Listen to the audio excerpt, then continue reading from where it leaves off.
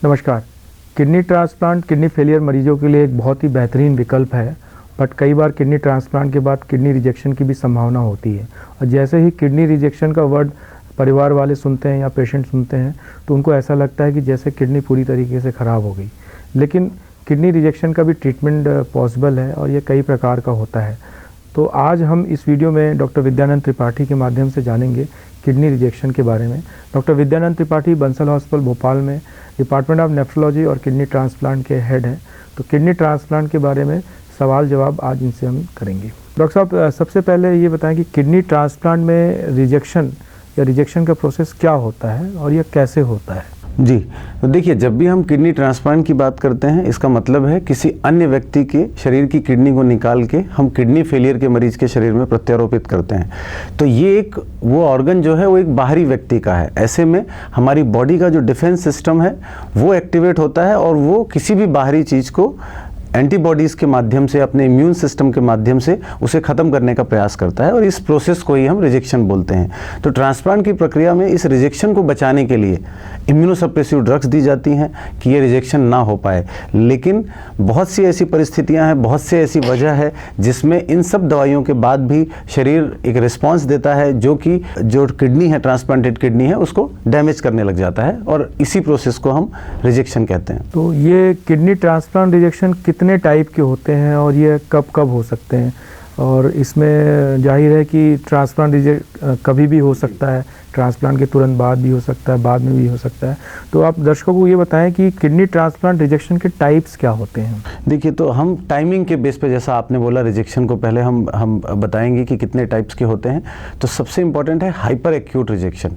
ये एक ऐसा रिजेक्शन है जो ऑन टेबल होता है। सर्जन्स जब भी किडनी को दूसरे के शरीर में लगाते हैं और जैसे ही ब्लड सप्लाई वापस से उस किडनी की तरफ जाती है रेसिपिएंट की, तो इमीडिएट किडनी नीली पड़ने लगती हैं और इस स्थिति को हम हाइपर एक्यूट रिजेक्शन बोलते हैं। ये सबसे गंभीर प्रकार है रिजेक्शन का, क्योंकि इस रिजेक्शन में करीब करीब सभी किडनीज वापस वर्क नहीं करती। इमीडिएट किडनी को निकालना पड़ता है और पेशेंट वापस से डायलिसिस पे जाता है और ये किडनी आगे फंक्शन करेगी, इसकी संभावना करीब करीब ना के बराबर होता है।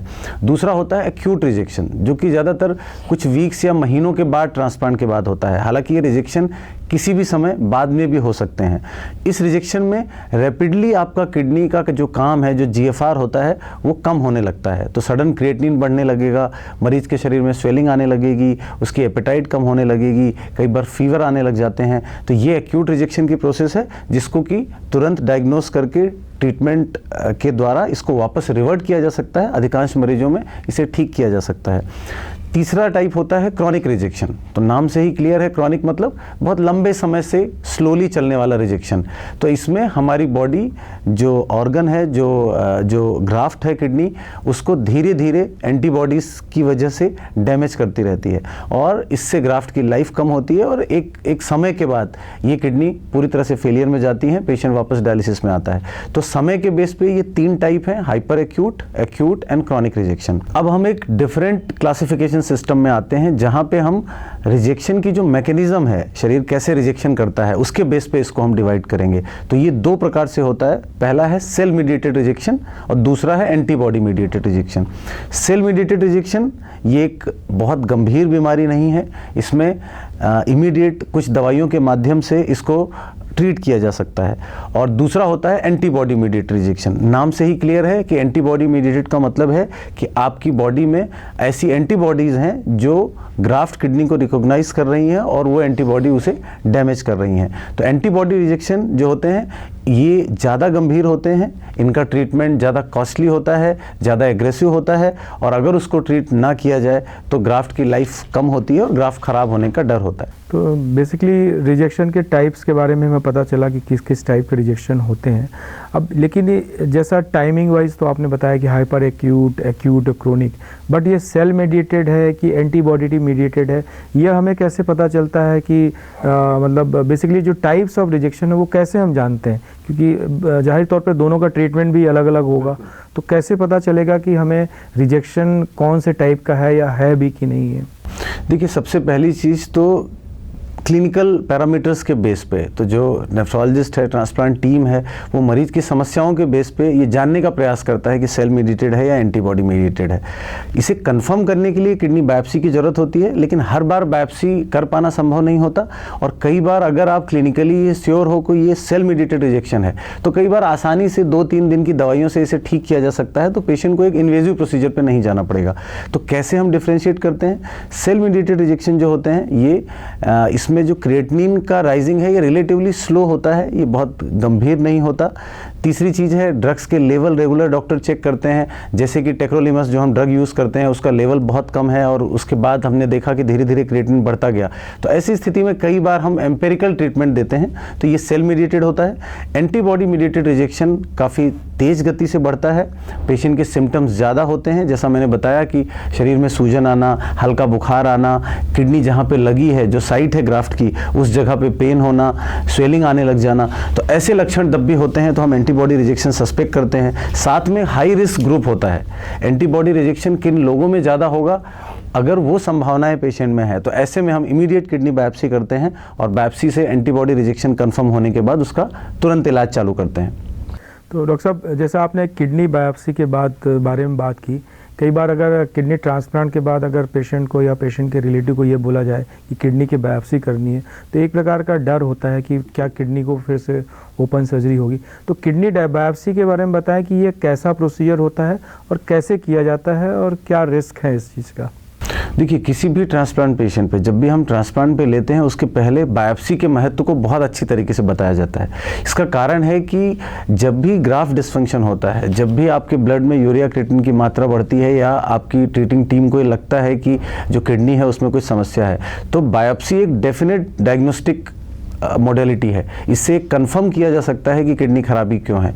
और ऐसी स्थितियां कई बार निर्मित होती हैं जब बाहर से देख के, आपके ब्लड टेस्ट को देख के ये पता नहीं चल पाता कि मरीज को किस वजह से संभावना है। भले वो रिजेक्शन के टाइप की बात ना हो, बहुत से दूसरे प्रकार भी होते हैं जिससे किडनी खराब होता है। ऐसी स्थिति में परिजनों को बायोप्सी की सलाह दी जाती है। तो ये एक सामान्य प्रक्रिया है, इसमें बहुत ज़्यादा रिस्क नहीं होती, बहुत ज़्यादा एक्सपेंस नहीं होता, करीब 10 से 15 हज़ार का खर्चा होता है। अल्ट्रासाउंड गाइडेड प्रोसीजर होती है। अल्ट्रासाउंड से जो आपकी ग्राफ्ट की किडनी है, जो कि बिल्कुल सुपरफिशियल होती है, पेट के राइट या लेफ्ट के हिस्से में ऊपर ही होती है, तो अल्ट्रासाउंड से देख के एक पतली सी निडल से किडनी का कुछ सेंटीमीटर का कोर लिया जाता है और इस कोर को हिस्टोपैथोलॉजी और इम्यूनोफ्लोरेसेंस स्टडी के लिए भेजा जाता है, जिससे कि ये पता चल सके कि जो किडनी का डिसफंक्शन है वो कैसे हुआ है। तो इसकी रिस्क क्या होती है? ब्लीडिंग का रिस्क कई बार होता है कि जब भी आप किडनी में निडल अंदर डाल रहे हैं तो उसकी वजह से कोई ब्लड वेसल अगर रप्चर होती है तो ब्लीडिंग होती है। लेकिन ये ब्लीडिंग भी हज़ारों लाखों व्यक्तियों में कुछ लोगों को ही होती है और एक अच्छे सेटअप पे ऐसी ब्लीडिंग होने के बाद भी इसे कंट्रोल करना आसान होता है। ये बहुत रेयर है कि किसी भी बायोप्सी के बाद किसी व्यक्ति को जान का खतरा हो या कोई बड़ी गंभीर समस्या बने। इसलिए जब भी आपको बायोप्सी की सलाह दी जाती है, शायद वो ही आपके आगे जो आपकी किडनी में खराबी हुई है उसके इलाज को शुरुआत के लिए सबसे पहला तरीका होगा। इसलिए इमीडिएट इस चीज़ के लिए हमें यस बोलना चाहिए, क्योंकि अक्सर ऐसा होता है कि परिजन डर की वजह से, रिस्क की वजह से बायोप्सी की कंसेंट नहीं देते, जिससे कई बार बीमारी का कारण नहीं पता चल पाता। और रिजेक्शन एक ऐसी स्थिति है जिसका समय पे इलाज ही अच्छे इलाज की शुरुआत होती है। अगर डायग्नोसिस में हमने देर की है तो कई बार इलाज के बाद भी किडनी में सुधार नहीं होता, या सुधार होता भी है तो वो पूरी तरीके से नहीं हो पाता। तो डॉक्टर साहब, जैसा आपने बताया कि इसमें समय बहुत इम्पॉर्टेंट है कि सही समय पे पता चलना चाहिए। तो जब पेशेंट एडमिट होता है तब तो हमें पता चल जाता है कि मॉनिटर करते रहते हैं पेशेंट को रिजेक्शन है कि नहीं है। पर सपोज पेशेंट घर चला गया तो पेशेंट को कैसे पता चलेगा कि उसको रिजेक्शन के सिम्टम्स आ रहे हैं? कोई वार्निंग साइन होता है, कोई सिम्टम होता है, क्या पेशेंट को पता चल सकता है घर पे कि ये क्या मेरी किडनी रिजेक्ट हो रही है? जी देखिए, शुरुआती कुछ महीनों, कुछ हफ्तों में रिजेक्शन का खतरा काफ़ी अधिक होता है। यही कारण है कि ट्रांसप्लांट में प्रोटोकॉल होते हैं कि शुरुआत में छुट्टी के बाद पहले महीने हर 3 से 4 दिन में ब्लड टेस्ट किए जाते हैं, क्योंकि कई बार मरीज अगर सिम्टम्स पे डिपेंड करेगा तो शायद देर होगी और वो कई बार वो पता भी नहीं कर पाएगा, क्योंकि कई बार शुरुआती दौर पे लक्षण कुछ होते नहीं हैं। तो सबसे पहले तो जो आपके प्रोटोकॉल बने हुए हैं कि आपको पहले महीने हफ्ते में 2 बार आना है, दूसरे महीने हफ्ते में आना है, बाद में 15 दिन में 1 आना है, ये सिस्टम बनाया इसीलिए गया है कि अगर रिजेक्शन होता है, क्रिएटिनिन बढ़ता है, तो डॉक्टर पहले ही टेस्ट के बेस पे ये पता कर सके कि रिजेक्शन हुआ है या नहीं है। अब दूसरा आपका सवाल जो इम्पोर्टेंट सवाल है कि मरीज को कैसे पता चले, तो सबसे पहले तो जब भी किसी को रिजेक्शन होगा तो उसके ब्लड में यूरिया क्रिएटिनिन की मात्रा बढ़ेगी, अर्थात उसकी किडनी ने काम करना कम किया है, तो किडनी खराबी से जुड़े लक्षण उसे महसूस होने लगेंगे।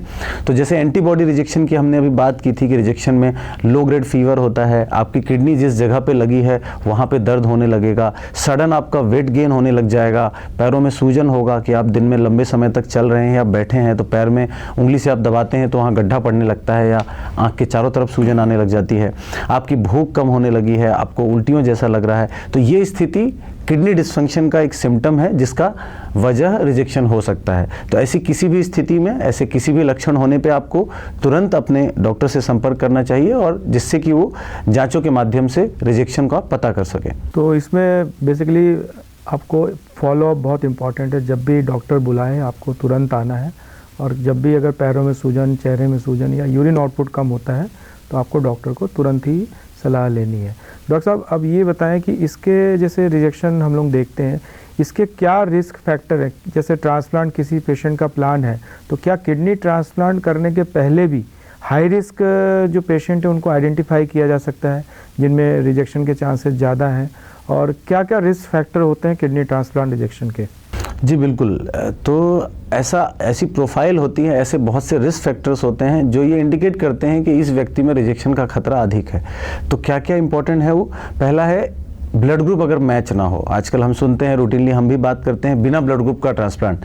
तो इस प्रोसेस में आपका ब्लड ग्रुप अलग होता है, यहाँ रिजेक्शन का खतरा अधिक होता है। फिर एक है कि जिस व्यक्ति की भी किडनी खराब हुई है उनका खून बनना कम होता है, उनका हीमोग्लोबिन कम होता है। तो जब वो डायलिसिस पे होते हैं उस समय ब्लड चढ़ाए जाते हैं उनको, तो किसी व्यक्ति को जितने ब्लड यूनिट चढ़े हुए हैं पुराने, वो उसके लिए एक रिजेक्शन का बड़ा खतरा है। कारण क्या है कि ब्लड किसी दूसरे व्यक्ति का चढ़ा हुआ है जिसकी वजह से उसके शरीर में एंटीबॉडीज बनने लगती हैं, जिसको हम बोलते हैं सेंसिटाइज्ड होना। तो वो एंटीबॉडी अगर डोनर की किडनी के साथ, उसके चेले के साथ मैच करती हैं तो ये एक रिजेक्शन का खतरा बनेगा। महिलाएं जिनको मल्टीपल प्रेगनेंसीज हो चुकी हैं, उनको एक डिफरेंट तरीके के एंटीजेंस के एक्सपोजर हो रखे होते हैं तो वो सेंसिटाइज्ड होती हैं। अगला है अगर ड्रग का कंप्लायंस अच्छा ना हो। अगर हम कोई व्यक्ति है जो ट्रांसप्लांट के पहले ये काउंसलिंग भी होती है कि आदमी के फाइनेंसेस कैसे हैं, क्या वो रेगुलर ड्रग ले पाएगा, क्या दवाइयों की टाइमिंग रहेगी, उसकी समझ कैसी है। तो अगर ड्रग्स को समय पे नहीं ले पाता, उसका ट्रीटमेंट कंप्लायंस पुअर है, तो ऐसे व्यक्तियों में रिजेक्शन का खतरा अधिक होता है। ऐसे लोग जिनका दूसरा ट्रांसप्लांट है या तीसरा ट्रांसप्लांट है, जिनको पहले गुर्दा प्रत्यारोपण हो चुका है और वो फेल हो चुका है, इन लोगों में रिजेक्शन का खतरा काफ़ी अधिक होता है। और वजह साफ है कि पहले भी उनके शरीर में ग्राफ्ट लगा है, किडनी लगी है, जिसकी वजह से वो सेंसिटाइज्ड हैं।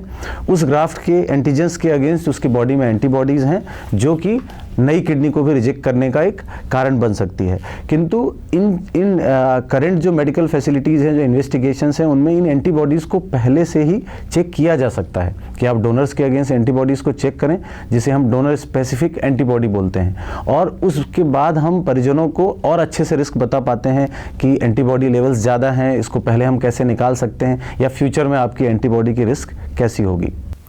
तो डॉक्टर साहब ने अलग अलग रिस्क फैक्टर बताया कि रिजेक्शन कब हो सकता है। इसमें सबसे इम्पॉर्टेंट बात जो उन्होंने बताई कि ड्रग कॉम्प्लायंस की। ड्रग कॉम्प्लायंस मतलब जो किडनी ट्रांसप्लांट के बाद जो दवाइयाँ आपकी चल रही हैं वो बेसिकली रिजेक्शन रोकने के लिए होती हैं। जैसे किडनी ट्रांसप्लांट मरीजों को पता होगा, टैक्रोलिमस, एमएमएफ, स्टेरॉयड, ये सारी दवाइयाँ रिजेक्शन रोकने के लिए होती हैं।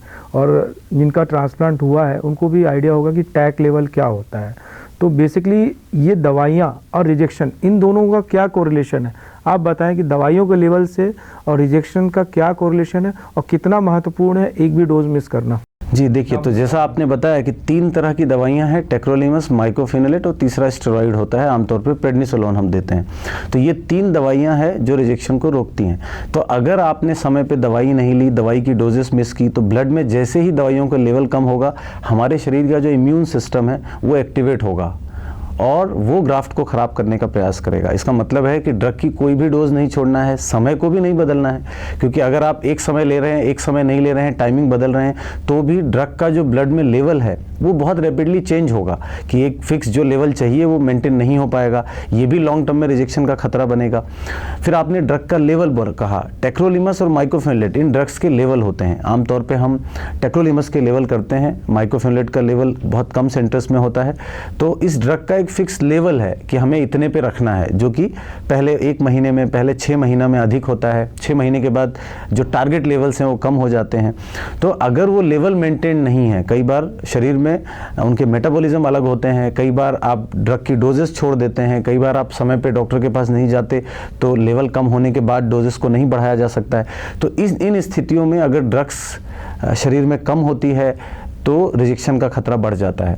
तो इसमें भी फॉलोअप का बहुत बड़ा रोल है। जो शुरुआत में हम बोलते हैं कि फॉलोअप जल्दी जल्दी क्यों होते हैं, क्योंकि जब तक ड्रग्स का लेवल मेंटेन नहीं है, ड्रग का लेवल ज़्यादा है वो भी आपकी किडनी के लिए नुकसानदायक है, ड्रग का लेवल अगर कम है तो वो रिजेक्शन की स्थिति को बना सकता है और किडनी की लाइफ को कम कर सकता है। तो दवाइयाँ बहुत इंपॉर्टेंट है किडनी ट्रांसप्लांट मरीजों के लिए। अगला सवाल ये है कि जैसा आपने बताया था कि अगर हम किस वजह से हो रहा है रिजेक्शन, 2 प्रकार के रिजेक्शन बताया आपने, सेल मीडिएटेड ट्रांसप्लांट रिजेक्शन और एक होता है एंटीबॉडी मीडिएटेड ट्रांसप्लांट रिजेक्शन। तो दोनों का क्या क्या ट्रीटमेंट है, कैसे ट्रीट करते हैं आप? देखिए, सेल मीडिएटेड रिजेक्शन का ट्रीटमेंट सस्ता होता है और सिंपल होता है। इसमें 3 दिन के लिए या 5 दिन के लिए हम स्टेरॉइड जो रूटीन ट्रांसप्लांट के प्रोटोकॉल में होती है उसी को इंजेक्टेबल फॉर्म में हाई डोज स्टेरॉइड दिए जाते हैं 3 से 5 दिन के लिए। और ज़्यादातर रिजेक्शन, मोर देन 90% रिजेक्शन तीसरे या 5वें दिन से उनका किडनी फंक्शन इंप्रूव होने लगता है, उनका क्रिएटिनिन कम आने लगता है। बहुत ही रेयर स्थिति होती है, कुछ 10% लोग होंगे जहाँ पे स्टेरॉइड भी असर नहीं करता और इसमें हमें दूसरी दवाइयों पर जाना पड़ता है। दूसरा आते हैं हम एंटीबॉडी रिजेक्शन। एंटीबॉडी रिजेक्शन का मतलब है कि आपके शरीर में एंटीबॉडी लेवल्स हाई हैं जो ट्रांसप्लांटेड किडनी है उससे मैच कर रहे हैं, उसके एंटीजन से मैच कर रहे हैं। तो ऐसे में हमारा इलाज का जो बेसिक एम होता है वो पहला होता है इन एंटीबॉडीज़ को बाहर निकालना और दूसरा होता है कि नई एंटीबॉडी ना बने इसका प्रयास करना। तो इसका ट्रीटमेंट, जो मुख्य ट्रीटमेंट है वो होता है प्लाज्माफेरेसिस और हर प्लाज्माफेरेसिस के बाद एक IV इम्यूनोग्लोबुलिन दिए जाते हैं। तो प्लाज्माफेरेसिस का रोल यहाँ पे क्या है, हमारी जो एंटीबॉडीज़ हैं बॉडी की वो सभी प्लाज्मा के अंदर होती हैं। तो प्लाज्माफेरेसिस एक मशीन होती है, वो डायलिसिस मशीन भी हो सकती हैं, एफेरेसिस मशीन होती हैं, उनमें कुछ स्पेशल फिल्टर्स होते हैं तो जो आपकी बॉडी के प्लाज्मा को शरीर से बाहर निकालते हैं। तो इस प्लाज्मा के साथ साथ जो बॉडी की एंटीबॉडीज़ हैं वो भी बाहर निकलती हैं। तो इस तरीके से ये साइकिल एक दिन छोड़ के ऐसी 5 से 7 साइकिल की जाती है। तो और नई एंटीबॉडीज़ जनरेट ना हो इसके लिए हर प्लाज्मा के बाद IV इम्यूनोग्लोबुलिन जो कि 5 से 10 ग्राम पेशेंट के वेट और इस पर डिपेंड करता है वो दिया जाता है। इस तरीके से ये साइकिल, ये ट्रीटमेंट का प्रोसेस करीब करीब 10 से 12 दिन चलता है और 60 से 80% लोग इसे रिस्पॉन्ड करते हैं अगर टाइमली डायग्नोस हुआ है, अगर एक्यूट फेज है तो, और वापस किडनी सुधरने लग जाती है। हालांकि हर रिजेक्शन एपिसोड के बाद ग्राफ्ट की लाइफ में कमी होती है, जो लॉन्ग टर्म ग्राफ्ट की ज़िंदगी है उसमें कुछ कमी आती है क्योंकि इतने दिनों की प्रोसेस में कुछ ना कुछ ग्राफ्ट डैमेज होता है जो फ्यूचर में आपकी खराबी को, किडनी की खराबी को बढ़ा सकता है। ये बेसिकली एंटीबॉडी मीडिएटेड और सेल मीडिएटेड रिजेक्शन के बारे में बताया।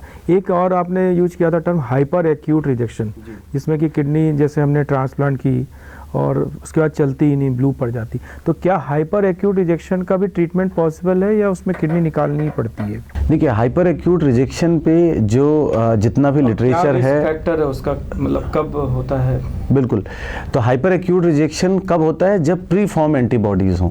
इसका मतलब है कि ट्रांसप्लांट के पहले ही आपके शरीर में हाई एंटीबॉडीज़ हैं, उनके लेवल्स बहुत हाई हैं और जैसे ही आपने किडनी लगाई वो एंटीबॉडी डैमेज स्टार्ट हो गया। तो ये रिजेक्शन इतना फास्ट होता है, इतना तेज़ होता है कि ये कुछ घंटे, कुछ डेज़ या वीक्स के अंदर किडनी को डैमेज कर देता है। तो इसे बचा पाना करीब करीब मुश्किल होता है। तो कई बार ऐसा भी है कि अगर किडनी शुरुआती दौर पे चलती है और हम ये क्लियर नहीं होते कि ये रिजेक्शन ही है और कोई कारण तो नहीं है, तो हम कई बार क्लोज करते हैं, किडनी को नहीं निकालते या बायोप्सी ले लेते हैं और अगर प्लाज्मा फेरेसिस या ट्रीटमेंट ऑप्शन देते हैं। लेकिन ऐसा लिटरेचर में बहुत कम है कि हाइपर एक्यूट रिजेक्शन होने के बाद भी किडनी को बचाया जा सका हो। दूसरी चीज़ होती है कि अगर हाइपर एक्यूट रिजेक्शन चल रहा है और आप किडनी को शरीर में छोड़ देते हैं अंदर, तो इससे जान का भी खतरा होता है, क्योंकि इस रिजेक्शन की प्रोसेस में शरीर में जो कोगुलेशन फैक्टर्स हैं ये सब इनके लेवल्स में कमी आने लगती है। दूसरे तीसरे दिन से ब्लीडिंग होना, प्लेटलेट कम होना, पेशेंट एक तरह से एक क्रिटिकल कंडीशन में जाता है, जो कि जान का भी खतरा होता है। तो नॉर्मल रिकमेंडेशन तो यही है कि अगर ऑपरेट करते समय ही सर्जन को ये दिखता है कि किडनी ब्लू हो गई है, यूरिन बिल्कुल नहीं आ रहा है, तो उसी समय किडनी को निकाल देना ही, अगर आप कॉन्फिडेंट हैं कि ये एंटीबॉडी रिजेक्शन है, कोई लोकल सर्जिकल और कॉम्प्लिकेशन नहीं है, तो किडनी को निकालना ही सही इलाज है। तो जैसा हमने जाना कि रिजेक्शन हालांकि बहुत सारे केसेस में ऑलमोस्ट 80% 90% केसेस में ट्रीटेबल होता है, लेकिन हर बार जब भी रिजेक्शन होता है किडनी फंक्शन कुछ परमानेंटली डैमेज होता है। तो डॉक्टर साहब से मैं आखिरी सवाल ये पूछूंगा कि हमें पता है कि रिजेक्शन के क्या मायने होते हैं, तो किडनी ट्रांसप्लांट सर्जरी के पहले ऐसी क्या क्या चीज़ें हैं या ऐसी क्या क्या इन्वेस्टिगेशन है जो एज ए डॉक्टर हम करते हैं, और पेशेंट क्या कर सकता है ट्रांसप्लांट रिजेक्शन ना हो उसके लिए? जैसे आपने बताया बहुत सारे ब्लड ट्रांसफ्यूजन अवॉइड करने चाहिए, तो ऐसी क्या क्या चीज़ें जो हम रूटीनली करते हैं ताकि पेशेंट का ट्रांसप्लांट रिजेक्ट ना हो, या ट्रांसप्लांट के पहले कुछ दवाइयाँ चालू कर सकें जिससे रिजेक्शन कम हो सके? देखिए, तो सबसे इम्पॉर्टेंट है कि हम क्या करते हैं। जब भी हमारा कोई पेशेंट है जो एंड स्टेज किडनी में जाता है, जो अब डायलिसिस पे आ रहा हो, तो सबसे पहले तो हम ब्लड ट्रांसफ्यूजन कम से कम लगे इसका प्रयास करते हैं। मतलब कि जो एरिथ्रोपोइटिन है, आयरन है, जो भी खून की कमी की वजह होती है, सबको समय पे ट्रीट करना। अगर किसी को इमरजेंसी है, ब्लड की ज़रूरत पड़ती भी है, तो हम ल्यूकोडिप्लेटेड ब्लड देते हैं। तो जैसे हमारा सेंटर है, बड़े सेंटर, सभी बड़े सेंटर्स में आजकल ल्यूकोडिप्लेटेड ब्लड दिया जाता है, जिसमें ब्लड में एंटीबॉडी जो अपनी बॉडी में बनेगी इसकी टेंडेंसी बहुत कम हो जाती है, करीब करीब ना के बराबर हो जाती है। तो ये पहले से प्रिकॉशन रखना किसी भी ट्रांसप्लांट प्रोग्राम के लिए बहुत ज़रूरी है, क्योंकि आप बहुत ज़्यादा ब्लड यूज़ करेंगे तो रिजेक्शन की संभावना बढ़ेगी। दूसरा, ट्रांसप्लांट के पहले हम बहुत से इम्यूनोलॉजिकल टेस्ट करते हैं, जिससे कि हम पहले से पता कर सकें कि किसी तरीके के रिजेक्शन का खतरा अधिक तो नहीं है। इसमें होता है CDC cross match, flow cytometric cross match होता है। अगर ये पॉजिटिव हैं तो ट्रांसप्लांट रोक दिया जाता है। फिर मैंने थोड़ी देर पहले बताया डोनर स्पेसिफिक एंटीबॉडी, ये होता है एक सिंगल एंटीजन बीड से टेस्ट किया जाता है, जिसमें डोनर की जो भी HLA, जो भी एंटीजन्स हैं, उनके अगेंस्ट आपकी बॉडी में एंटीबॉडी है या नहीं, इसको पता किया जा सकता है। तो ये टेस्ट हम अपने सेंटर में जनरली हाई रिस्क पेशेंट्स में करते हैं, जिन लोगों में रिजेक्शन की संभावना अधिक है। तो हम पहले ही पता कर सकते हैं कि एंटीबॉडी लेवल ज़्यादा तो नहीं है, और अगर है तो ऐसी स्थिति में हम ट्रांसप्लांट के पहले ही प्लाज्मा फेरेसिस के माध्यम से उन एंटीबॉडीज़ को निकालते हैं, कुछ एक्स्ट्रा मेडिसिन यूज़ करते हैं रिजेक्शन बचाने के लिए, और भविष्य में होने वाले एंटीबॉडी रिजेक्शन के खतरे को कम करते हैं। अब हम बात करते हैं कि मरीजों को हम क्या सुझाव देते हैं कि वो रिजेक्शन से कैसे बच सकें। तो सबसे इंपॉर्टेंट है, जो मैंने बताया, ब्लड ट्रांसफ्यूजन्स। ज़्यादातर पेशेंट्स दूसरे पेरिफेरल सेंटर्स में डायलिसिस लेते हैं। कोई पेशेंट अगर 300 किलोमीटर दूर का है और डायलिसिस वहाँ ले रहा है, तो वो उन यूनिट्स में हम उन्हें एडवाइस करते हैं कि आप रेगुलर एरिथ्रोपोइटिन लें, ब्लड ना लगाएं, और ब्लड की ज़रूरत पड़ती भी है तो उन्हें हम अपने सेंटर्स में बुला के ल्यूकोडिप्लेटेड ब्लड देते हैं। दूसरा, ट्रांसप्लांट के बाद की पहले से ही काउंसलिंग की जाती है कि आपको दवाई की डोजेस डॉक्टर के बताए अनुसार ही लेना है, डोज मन से कम नहीं करना है, समय उसका चेंज नहीं करना है। एक और बहुत इंपॉर्टेंट चीज़ है जेनरिक ड्रग्स का। हम अक्सर सुनते हैं कि जेनरिक ड्रग्स या ब्रांडेड ड्रग्स में कोई अंतर नहीं होता, क्वालिटी सेम होती है। हम भी एक टाइम तक इन चीज़ों को ऐसे ही लेते थे, लेकिन किस जेनरिक ड्रग की क्या क्वालिटी है ये भी कई बार क्लियर नहीं होता। कई बार ऐसा देखा गया है कि मरीज अपने से सस्ती होने की वजह से जेनरिक ड्रग्स यूज़ करते हैं, और हर जेनरिक तो ख़राब नहीं होती, लेकिन आपको नहीं पता कौन सी ड्रग ख़राब है, और इसके बाद उनके ड्रग्स के लेवल गिरने लगते हैं और उन्हें रिजेक्शन हो जाता है। ऐसा बहुत फ्रिक्वेंटली हम आजकल देखते हैं। तो ऐसी किसी भी चीज़ से बचें। आप अगर ड्रग चेंज भी कर रहे हैं तो अपने डॉक्टर को बताएं कि मैं ड्रग को बदल रहा हूँ। फिर फॉलोअप इंपॉर्टेंट है, जो हमने बात की कि रेगुलर फॉलोअप करें, जिससे कि हम ड्रग के लेवल को पता कर सकें कि समय के साथ बढ़ानी है या घटानी है। तो कुछ इस तरीके की चीज़ों को रेगुलर एक फॉलोअप में रख के डिसिप्लिन्ड होके आप रिजेक्शन के खतरे को काफ़ी हद तक कम कर सकते हैं। Thank you doctor Tripathi. मुझे लगता है कि आज इस वीडियो से लोगों को किडनी ट्रांसप्लांट रिजेक्शन के बारे में एक काफ़ी जानकारी प्राप्त हुई होगी, और मुझे लगता है कि इससे एक नॉलेज गैप भी फिलअप होगा कि जो बेसिकली हमने देखा किडनी ट्रांसप्लांट रिजेक्शन से रिलेटेड इन्फॉर्मेशन हिंदी में काफ़ी कम है सोशल मीडिया में, और जब ये नॉलेज लोगों को मिलेगा तो डेफिनेटली इस पे वो ज़्यादा ध्यान कर पाएंगे और अपने डॉक्टर से अच्छी तरीके से वो डिस्कशन कर पाएंगे। Thank you so much.